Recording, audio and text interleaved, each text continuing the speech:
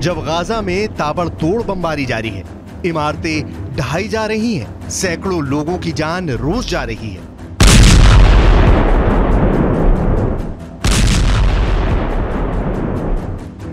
जब इजराइल और लेबनान के बॉर्डर पर एंटी टैंक मिसाइल फायर की जा रही है, इजराइल के खुफिया अड्डे तबाह किए जा रहे हैं।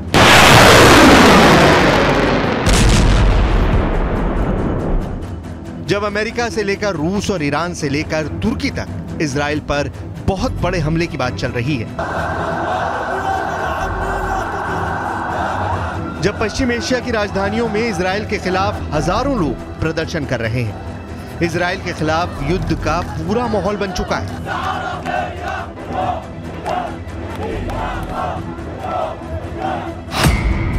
तब इस मीटिंग ने नेतन्याहू को खौफ से भर दिया है। ये 3 लोग हैं, गाजा की हुकूमत चलाने वाले हमास के पॉलिटिकल ब्यूरो के उप प्रमुख सालेह अरूरी और साथ में फिलिस्तीन इस्लामिक जिहाद के महासचिव जियाद नकाले। और इन दोनों ने लेबनान की राजधानी बेरूत में जाकर हिजबुल्लाह के चीफ हसन नसरल्लाह से मुलाकात की है। ये तस्वीर जारी होने के बाद 2 लोग बहुत ज्यादा टेंशन में हैं। गाजा और इजराइल के बीच चल रहे युद्ध ने पूरे पश्चिम एशिया को तीसरे विश्व युद्ध के एपिसेंटर में तब्दील कर दिया है और इसकी वजह से 2 ताकत सबसे ज्यादा फिक्र में डूबी हुई हैं। पहले हैं इजराइल के प्रधानमंत्री बेंयामिन नेतन्याहू और दूसरे हैं अमेरिका के राष्ट्रपति जो बाइडेन। दोनों की टेंशन का मीटर लगातार रेड लाइन को पार कर रहा है। इस तस्वीर को लेकर खौफ बहुत ज्यादा है।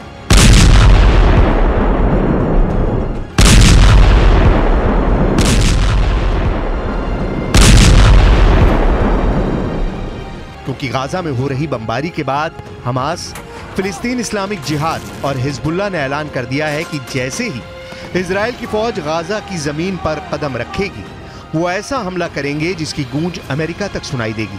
लेकिन क्या ये वाकई इतना बड़ा खतरा है जिसे लेकर नेतन्याहू और बाइडेन को डरना चाहिए? इन तीनों के पीछे कौन है? तो जवाब है कि इन तीनों फोर्स के पीछे ईरान है, जो इनको फंडिंग भी करता है, इनको हथियार भी देता है, इनको ट्रेनिंग भी देता है और अब इसी ताकत के बल पर वो अमेरिका और इजराइल दोनों को डरा रहे हैं।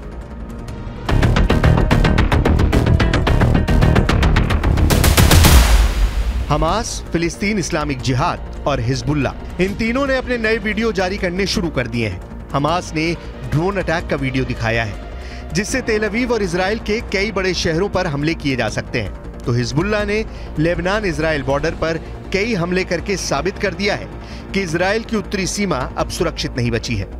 अगर गाजा पर ग्राउंड ऑपरेशन शुरू होने के बाद हमास, फिलिस्तीन और हिजबुल्लाह ने एक साथ इजराइल पर हमला किया तो इनको एक साथ रोकना इजराइल के लिए बहुत बड़ा चैलेंज बन जाएगा और तब अमेरिका की मदद लिए बिना हालात ऐसे बन सकते हैं कि ये तीनों फोर्स इजराइल की सेना को रौंद कर आगे बढ़ जाएं।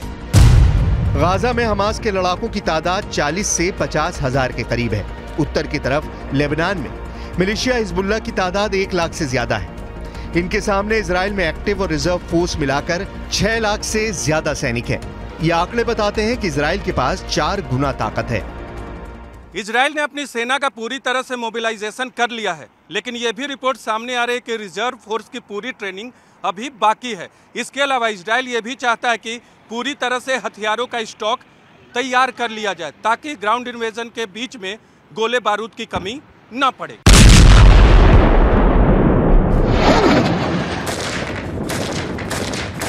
लेकिन हमास और हिजबुल्लाह के गुरिल्ला युद्ध में मुकाबला करने में फौज की तादाद से ज्यादा लड़ने का तरीका मायने रखेगा। गाजा के अंदर लड़ाई आसान नहीं होगी, ये हमास का इलाका है। तो हिजबुल्लाह को सीरिया में ISIS के खिलाफ युद्ध लड़ने का अनुभव है। इजराइल के सामने संकट बड़ा है, लेकिन उसे अमेरिका की मदद मिल रही है, जिसके 2 समुद्री बेड़े इस वक्त भूमध्य सागर में तैनात हैं और वहां से इजराइल को लगातार एयर सपोर्ट मिलेगी, क्योंकि अमेरिका के टारगेट पर लेबनान बॉर्डर की तरफ हिजबुल्लाह के ठिकाने होंगे। इस बीच संयुक्त राष्ट्र में इजराइल को लेकर एक बड़ा मोर्चा खुल गया है, क्योंकि खुद UN के महासचिव एंटोनियो गुटेरेस ने ऐसी बात कह दी है कि इजराइल ने उनका इस्तीफा मांग लिया। यूएन के महासचिव एंटोनियो गुटेरेस ने कहा कि ये जानना जरूरी है कि हमास ने हमला अचानक नहीं किया। फिलिस्तीन के लोग 56 वर्षों से घुटन वाले कब्जे का सामना कर रहे हैं। फिलिस्तीन के लोगों ने अपनी जमीन पर लगातार कब्जा देखा है, हिंसा देखी है, आर्थिक बर्बादी देखी है, अपने घरों को ढहाए जाते देखा है। इस विवाद के राजनीतिक समाधान की उम्मीद खत्म होती जा रही है। फिलिस्तीन के लोगों की शिकायतें हमास के हमलों को सही नहीं ठहरा सकती, लेकिन इसके बदले में फिलिस्तीनी लोगों को सामूहिक सजा देना भी सही नहीं। Think that the Secretary General must resign, because from now on, every day that he is here in this building, unless he apologizes immediately, today we called him to apologize, there's no justification to the existence of this building. This building was established to prevent atrocities. How can the Secretary General, with his words, justify in any way the terrible atrocities that happened to our civilians, innocent civilians? Israel और Hamas की टक्कर में इस वक्त दोनों तरफ के लोग हिंसा झेल रहे हैं। किसका रॉकेट और किसका बम किसे टारगेट बना रहा है, इसकी फिक्र ना हमास को है और ना ही इजराइल की सेना को।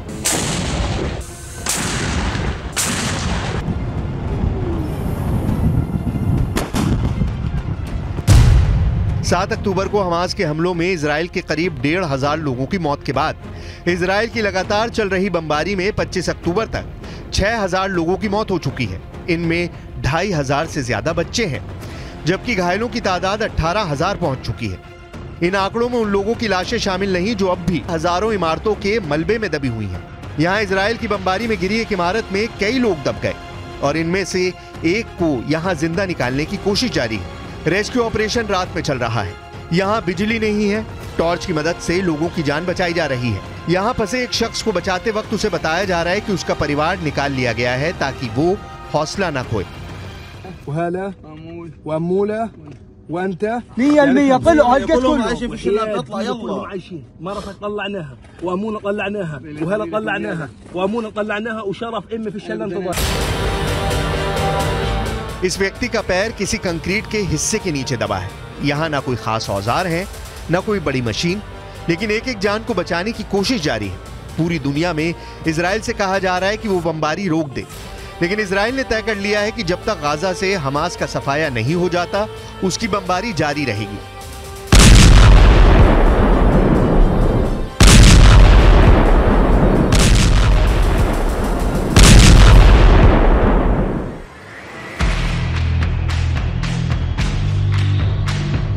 लेकिन दक्षिण इजराइल में युद्ध का खौफ देखा जा सकता है। हमास के रॉकेट हमलों के बाद यहाँ की सड़कें खाली हैं, लोग बाहर बहुत कम निकल रहे हैं। पार्क से लेकर समुद्री किनारे सब कुछ वीरान पड़ा है। इजराइल और हमास के बीच चल रही जंग के बाद अब युद्ध का बड़ा खतरा मंडराता नजर आ रहा है।